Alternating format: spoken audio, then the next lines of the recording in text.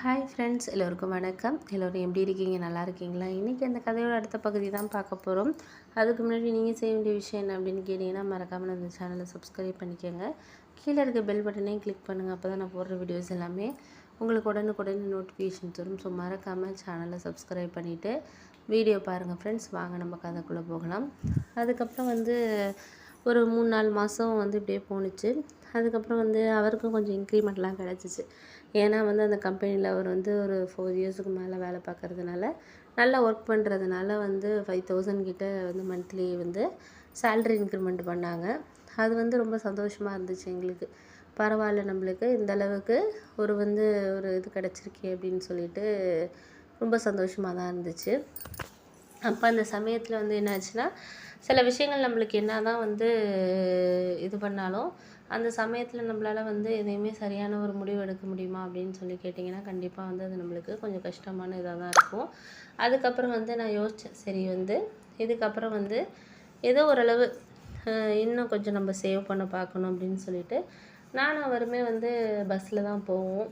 அதுக்கப்புறம் வண்டி இருந்தாலுமே அவர் வண்டி எடுக்க மாட்டார். கொஞ்சம் பக்கத்தில் தான் ஆஃபீஸ், 10 நிமிஷம் தாங்கிறனால ஃப்ரீ பஸ் இருக்கும். பஸ்லேயே போயிட்டு பஸ்லேயே வந்துடுவோம்.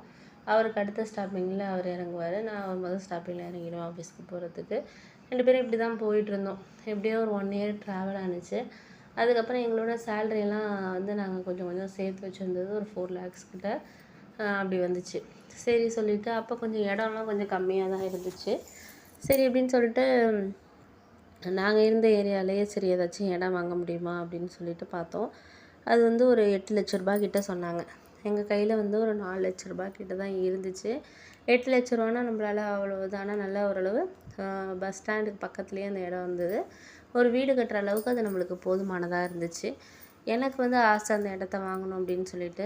ஆனால் இவர் என்ன சொன்னார்னா, இப்போ நான் ஒரு 1 லட்சமாக இருந்தால் கூட நம்ம வெளியில் கடன் வாங்கிடலாம். கடன் வாங்கியெல்லாம் எதுவுமே வாங்கக்கூடாதுமா. அப்புறம் அதை கொடுக்குறதுக்குன்னே நம்மளுக்கு ரொம்ப சிரமமாக இருக்கும் அப்படின்னு சொல்லிட்டு என்கிட்ட சொன்னார். சரி, எனக்கு அப்போ யோசனை இருந்துச்சு. என்கிட்ட நகை கொஞ்சம் நான் இப்போ முன்னாடி சேலரியில் கொஞ்சம் சேர்த்து வச்சு நகை இருந்துச்சு.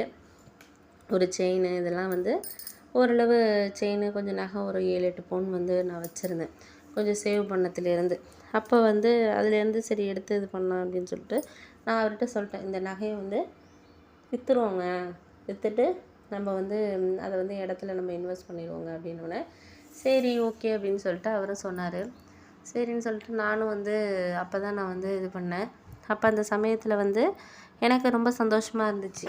சரி பரவாயில்ல, நம்மளுக்கு இந்த அளவுக்கு நம்மளுக்கு இப்போ சந்தோஷமாக ஒரு இது கிடச்சிருக்கு அப்படின்னு சொல்லிட்டு. அதுக்கப்புறம் எனக்கு ஒரு நகையெல்லாம் விற்றோம். அப்புறம் எங்களுக்கு தெரிஞ்சவங்கள்கிட்ட வட்டி இல்லாமல் தெரிஞ்சவங்க மூலயமா 1 லட்ச ரூபா கடன், 3 லட்ச ரூபாய்க்கு நகையை விற்றுட்டு 1 லட்ச ரூபாய்க்கு வாங்கிட்டு அந்த இடத்த வாங்கிட்டோம்.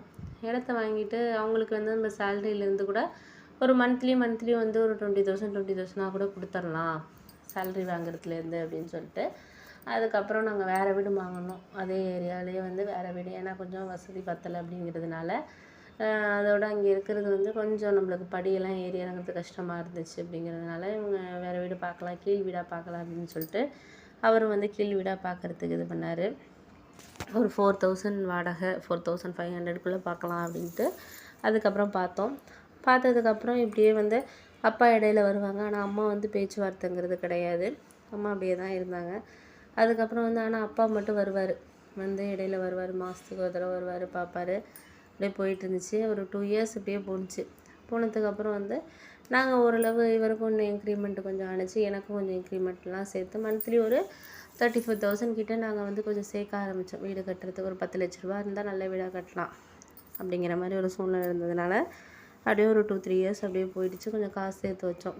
எங்கள்கிட்ட ஒரு 8-9 lakhs நாங்கள் கொஞ்சம் சேர்த்து வச்சுருந்தோம். அப்புறம் கொஞ்சம் நகையும் கொஞ்சம் சேர்த்து வச்சுருந்ததெல்லாம் விற்றுட்டு 10 லட்ச ரூபாய்க்கு வீடு கட்ட ஆரம்பித்தோம். கான்ட்ராக்டர்கிட்ட கொடுத்து 10 லட்ச ரூபாய்க்கு நல்ல வீடாக கட்ட ஆரம்பித்தோம். ஓரளவு அது கட்டி முடிக்கிறது கிட்டத்தட்ட 6-7 மாதம் ஆயிடுச்சு. ஏன்னா கொஞ்சம் கொஞ்சமாக போட்டு கட்டுறதுனால கொஞ்சம் ஒரு 6-7 மாதம் கிட்ட ஆயிடுச்சு.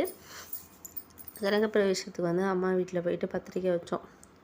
ஆனால் அம்மா ஏன் அதெல்லாம் இப்போ இது பண்ண, நான் தான் பொண்ணே இல்லைன்னு சொல்லிட்டேனே அப்படின்னு சொல்லிட்டு அதே கோவத்தோடு தான் இருந்தாங்க. ஆனால் எங்கள் சித்தி, எங்கள் ரிலேட்டிவ் எல்லாருமே கிரகப்பிரவேசத்துக்கு வந்திருந்தாங்க. எங்கள் ரிலேட்டிவ் எல்லாருமே வந்திருந்தாங்க.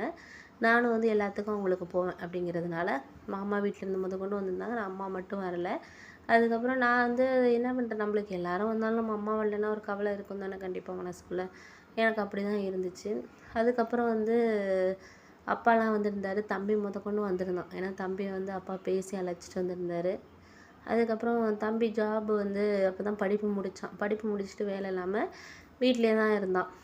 அப்போ அப்பா வந்து என்கிட்ட சொல்லி கவலைப்பட்டுட்டு இருந்தார். படிக்க வச்சோமோ ஆனால் வந்து இவ்வளோது படிக்க அப்புறம் வந்து நான் யோசித்தேன், சரி அம்மா இதுக்கு மேலே வந்து நம்ம கம்பல் பண்ணக்கூடாது, அவங்க வரலைன்னா இருக்கட்டும். ஆனால் அப்பா கிட்ட சொல்லிட்டு நான் கவலைப்பட்டுட்டு தான் இருந்தேன். இது மாதிரி வந்து ஏன்ப்பா அம்மா வர மாட்டேங்கிறாங்க, அப்படி என்ன நாங்கள் பண்ணிட்டோம், இப்போ வீடு கட்டிட்டோம், எல்லாமே பண்ணிட்டோம், இந்த அளவுக்கு நாங்கள் முன்னேறி இருக்கோம், கார் வாங்கிட்டோம், எல்லாமே எங்களால் முடிஞ்ச அளவுக்கு நாங்கள் எல்லாமே பண்ணியாச்சு. ஆனால் இன்னுமே வந்து அம்மாவுக்கு இன்னுமே எங்கள் மேலே இருக்க கோவம் போலையாப்பா அப்படின்னு சொன்னதுக்கு, அவளுக்கு கோவம்லாம் உங்கள் மேலே எதுவுமே கிடையாதுப்பா, இவ்வளோ ஒரு நல்ல ஒரு பையனை வந்து நம்ம வேண்டான்னு சொல்லிட்டோமே, ஏற்றுக்கலையே அப்படின்னு சொல்லிட்டு அந்த ஒரு மன கஷ்டங்கிறது அவளுக்கு இருக்கும், அவளே ஒரு நாள் வருவா பாரு அப்படின்னு சொல்லிட்டு சொன்னோன்னே சரின்னு சொல்லிட்டு நாங்கள் எங்கள் வேலையை பார்க்க ஆரம்பித்தோம்.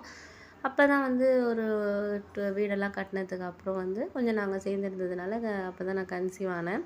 2 மந்த் ஆணுச்சு. அப்பா கிட்ட அப்போ தான் வந்து டாக்டர்கிட்ட எல்லாம் கன்ஃபார்ம் பண்ணிவிட்டு அப்பாவுக்கு ஃபோன் பண்ணி சொன்னோன்னே வந்து அப்பா வந்து அம்மா கிட்ட சொல்லியிருப்பாங்க போல இருக்கு, இது மாதிரி கன்சீவாக இருக்கா அப்படின்னோடனே அம்மாவுக்கு வந்து மனசு கேட்கல. இத்தனை நாள் எப்படி இருந்தாங்களோ, ஆனால் வந்து நான் கன்சீவ் ஆனேன் அப்படின்னு சொன்னோன்னே மறுநாளே அப்பா அழைச்சிக்கிட்டு வந்து பழம் எல்லாம் வாங்கிட்டு வந்தாங்க. எனக்கு அம்மாவை பார்த்தோன்னா ரொம்ப நாள் கழிச்சு, ஏன்னா நான் அப்பாவோட இதுதான் இருந்தாலும் எல்லா விஷயமும் அம்மா கிட்ட தான் நான் ஷேர் பண்ணுவேன். அப்படி என்னை பார்த்தோன்னே அம்மாவுக்கு வந்து அவங்களும் அழுதாங்க, எனக்கும் அழுக வந்துருச்சு. அப்புறம் அழுகாது இந்த மாதிரி நேரத்துலலாம் அழுகக்கூடாது அப்படின்னு சொல்லிட்டு அப்புறம் கொஞ்சம் ஆறுதல் இது பண்ணாங்க. இப்போ வந்து அப்புறம் என் ஹஸ்பண்ட் வந்து அவங்க சாப்பிட்றதுக்கெல்லாம் போயிட்டு எல்லாம் வந்து சாப்பாடு இதெல்லாம் வந்து வாங்கிட்டு வந்தாங்க. அப்புறம் எங்கள் அம்மா வந்து பேசினாங்க அவர்கிட்ட, இது மாதிரி பொண்ணை நல்லா பார்த்துக்கங்கப்பா, எதுவும் வந்து வேலைக்கெல்லாம் கொஞ்ச நாள் போக வேணாம் அப்படின்னோடனே, இல்லை வேலைக்கெல்லாம் போகலை, ப்ராஜெக்ட் மட்டும் வீட்டிலேருந்து பண்ணி கொடுக்குற மாதிரி வந்து கேட்டிருக்காங்க, அது மட்டும் பண்ணி கொடுக்குறேன் அப்படின்னு சொல்லியிருக்காருனோடனே, சரி ஓகேப்பா அது மட்டும் பண்ணி கொடுக்கட்டும், ரொம்ப வேலைக்கெல்லாம் போக வேணாம் அப்படின்னோடனே, அப்புறம் அவர் இப்படி பேசிகிட்டு இருந்தப்போ வந்து அவன் என்ன பண்ணுறான், ராஜு என்ன பண்ணுறான் அப்படின்னோடனே, அவன் 1.5 வருஷம் ஆக போகுதுப்பா, வீட்டிலே தான் இருக்கான், ஏன் உங்கள்கிட்ட தீபா சொல்லலையா அப்படின்னோடனே சொன்னால். அதுக்கப்புறம் வந்து ஏதோ அவன் நான் வந்து மாமா கிட்ட சொல்லி கால் பண்ண சொன்னேனே, அவன் எதுவுமே பண்ணலையே அப்படின்னோடனே, அவன் வந்து உங்கள்கிட்ட கேட்குறதுக்கு இது பண்ணிவிட்டு கேட்காம இருந்துட்டான்ப்பா அப்படின்னு சொன்னாங்க. சரி நீங்கள் ஒன்றும் இது பண்ணாதீங்க, நாளைக்கு அவனோட ரெஸ்யூமை மட்டும் எனக்கு அனுப்பி வைங்க, அனுப்பி வச்சுருங்க, நான் பார்க்குறேன், பார்த்துட்டு அவன் எனக்கு தெரிஞ்ச 2-3 கம்பெனிஸில் இருக்காங்க ஆளுங்க, நாங்கள் இன்டர்வியூக்கு சேர்த்து விட்றோம், இன்டர்வியூக்கு போக சொல்லுங்கள், முடிஞ்ச அளவுக்கு அவனை வந்து ஓரளவு ஆன்சர் பண்ண சொன்னீங்கன்னா போதும், அவங்க செலக்ட் பண்ணிடுவாங்க, மாதம் ஒரு 15-16 ரூபா சம்பளம் கிடைக்கும் அப்படின்னோடனே, சரிப்பா நாளைக்கு நான் சொல்லி விட்றேன் அப்படின்னு சொல்லிட்டு, சரி நான் வேலைக்கு போய்ட்டு வரேன் அப்படின்னு சொல்லிட்டு கிளம்பிட்டாங்க. அதுக்கப்புறம் வந்து அப்போ தான் அம்மா சொல்லிகிட்டு இருந்தாங்க, இவ்வளோ நல்ல பையனை வந்து நாங்கள் தான் புரிஞ்சுக்காமல் இது பண்ணிட்டோம்ப்பா அம்மா அப்படின்னோடனே, விடுமா நாங்கள் பண்ணதும் தவறு தானே, நாங்கள் வந்து உன்கிட்ட ஒரு வார்த்தை வந்து சொல்லியிருந்துருக்கலாம், இது மாதிரி வந்து ரிஜிஸ்டர் மேரேஜ் பண்ண போகிறோம் அப்படின்னு சொல்லிட்டு சொல்லியிருந்துருக்கலாம், நாங்கள் எதுவுமே சொல்லாமல் எங்கள் முடிவுக்கு எடுத்தது நல்ல, அது மாதிரி பண்ணது தப்பு தானம்மா அப்படின்னோடனே, இல்லைம்மா எனக்கு வந்து மனசளவில் கஷ்டம் இருக்குது, நீ வந்து இந்த அளவுக்கு ஒரு பக்குவப்பட்டிருக்கீங்க, ஆனால் வந்து என்னால் வந்து அந்த அளவுக்கு வந்து ஒரு இது பண்ண முடியலையம்மா அப்படின்னோடனே, சரி நீ ஒன்றும் கவலைப்படாத, நம்ம பார்த்துக்குவோம், எதாக இருந்தாலும் நம்ம வந்து இப்போ இருக்கிற சூழ்நிலையில் வந்து சமாளிக்கணுமா, நீ தம்பிக்கு வேலை இல்லாத நினச்சி எதுவும் கவலைப்பட்டுக்கிட்டு இருக்காத, ஏம்மா சொல்கிற நீ வேறு, எல்லோரும் வந்து பக்கத்தில் இருக்கவங்களாம் கேட்குறாங்க, என்ன ராஜு படிப்பு முடித்து 1.5 வருஷம் ஆக போகுது, இன்னமும் வந்து ஒரு வேலைக்கு அனுப்பாமல் வச்சுக்கிட்டு இருக்கீங்களே, என் பையனாக வேலைக்கு போகிறான் அப்படின்னு சொல்லிட்டு பேசுகிறாங்க அப்படின்னோடனே, சரி அதை பற்றி நீ ஒன்றும் கவலைப்படாத, நம்ம பார்த்துக்குவோம், எதாக இருந்தாலும் நம்ம சமாளிப்போம் அப்படின்னோடனே, சரி அவர் ஏதாச்சும் வேலைக்கு நான் முடிஞ்ச வரைக்கும் அரேஞ்ச் பண்ண சொல்லணுமா அப்படின்னோடனே, நீ வந்து ஒரு 2 நாள் தங்கிடலாமா இங்கே அப்படின்னோடனே, இல்லை மாப்பிள்ளை தான் இருக்கார்லம்மா நீ பார்த்துக்க அப்படின்னு சொல்லிட்டு சொன்னாங்க. இன்னும் ஒரு 5-6 மாதம் போகட்டும், நான் வந்து இருக்கேன், அவனோட பிரசவ நேரத்தில் நான் இங்கே தானே இருப்பேன் அப்படின்ட்டு அப்புறம் அம்மா சொல்லிட்டு போனாங்க. அது அப்போ தான் எனக்கு வந்து ஒரு சந்தோஷம் இருந்துச்சு, நம்மளுக்கு வந்து இவ்வளோ நாள் எதிர்பார்த்த ஒரு விஷயம் வந்து கிடைக்குதுன்னா அது ஒரு ஹாப்பியான ஒரு இதாக தானே இருக்கும், அந்த மாதிரி தான் எனக்கு இருந்துச்சு, ரொம்ப சந்தோஷமாக இருந்துச்சு. அதை வந்து வார்த்தைகளாலேயே நம்மளால சொல்ல முடியாது. அந்தளவுக்கு ஒரு சந்தோஷம். ஏன்னா இத்தனை நாள் ஒரு போராட்டம், இத்தனை நாள் வந்து யாரை வந்து நம்ம பார்க்கணும், யார் வந்து நம்மக்கிட்ட பேசணும், நம்மளோட விஷயத்த எல்லாத்தையும் நம்ம யார்கிட்ட ஷேர் பண்ணணும் அப்படின்னு சொல்லிட்டு நினச்சோமோ, அவங்க நம்மக்கிட்ட வந்து பேசுகிறப்ப தான் நம்மளோட ஒரு வாழ்க்கைங்கிறதே ஒரு ஃபுல்ஃபில் ஆகும் அப்படின்னு சொல்லுவாங்க. அதே மாதிரி தான் எனக்கும் இருந்துச்சு. ரொம்பவும் ஹாப்பியாக இருந்துச்சு. சரி பார்த்துக்கலாம் நம்ம அப்படின்னு சொல்லிட்டு. அதுக்கப்புறம் வந்து எனக்கு ஒரு கொஞ்சம் சந்தோஷமாகவும் மனசு வந்து ஒரு இதாகவும் இருந்துச்சு. அதுக்கப்புறம் நான் வந்து யோசித்தேன், சரி அம்மா எப்படியாச்சும் தம்பிக்கு ஒரு நல்ல வேலையை வாங்கி கொடுக்கணும் அப்படின்னு சொல்லிட்டு, அது எனக்கு கொஞ்சம் மனசுக்குள்ளே, ஏன்னா அம்மாவுக்கு அது ஒரு கவலை இருக்குது போல இருக்குது. நம்மளால வந்து அம்மாவுக்கு எதுவும் ஒன்றும் அந்தளவுக்கு செய்ய முடியலை அப்படிங்கிறனாலும், நம்ம எப்படியாச்சும் முடிஞ்ச அளவுக்கு நம்ம வந்து ஏதாச்சும் ஒரு இது பண்ணணும் அப்படிங்கிற மாதிரி இருந்துச்சு. சரி ஓகே அப்படின்னு சொல்லிட்டு நானும் வந்து